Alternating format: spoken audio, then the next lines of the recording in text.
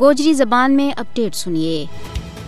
مقبوضہ جموں کشمیر کے بے صحافیاں اور انسانی حقوق کا کارکناں کے اوپر مسلسل ظلم و ستم اس گل کو باندھو ثبوت ہے کہ بھارت مودی کی قیادت میں ایک فاشسٹ ریاست بن گیا۔ مقبوضہ جموں کشمیر کے بچ صحافیاں انسانی حقوق کا محافظہ نہ اپنا پیشہ وارانہ کام نہ انجام دین والا نہ روکن کے واسطے نہ صرف مختلف دھمکی دیتی جائیں بلکہ سچائی سامنے آنن کے اوپر انہوں نے نشانوں بناؤن کے واسطے انسداد دہشت گردی کا قوانین کو استعمال کیا جائے۔ اس وقت کشمیری انسانی حقوق کا کارکن اور صحافی انتہائی مشکل حالات کے بچ کام جاری رکھا ہوا ہے۔ وہ اپنی جان کے اوپر کھیڑ گئے تو کام کر رہا ہے۔ 5 اگست 2019 دے بھارت نے کشمیر کے بچ انسانی حقوق کا محافظہ صحافیوں کے خلاف کریک ڈاؤن اور زیادہ بڑھا دیتی ہے۔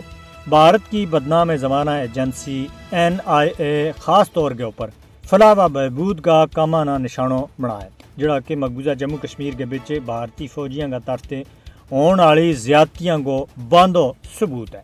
NIA نے نومبر 2021 میں ممتاز کشمیری انسانی حقوق کو کارکن خرم پرویز نے اس کا پیشہ وارانہ کام کی وجہ دے گرفتار کیا۔ مودی حکومت اختلاف رائے نہ چپ کراؤن کے واسطے سخت قوانین کو استعمال کر رہی ہے۔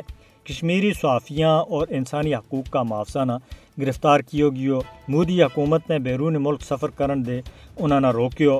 کشمیری صحافیاں اور انسانی حقوق کا کارکنوں نے پولیس اسٹیشنوں کے بچ بلایا جا رہی ہے تاکہ انہوں نے مودی کی پالیسی کے اوپر نہ چلن کی صورت میں ڈرایا جا سکے۔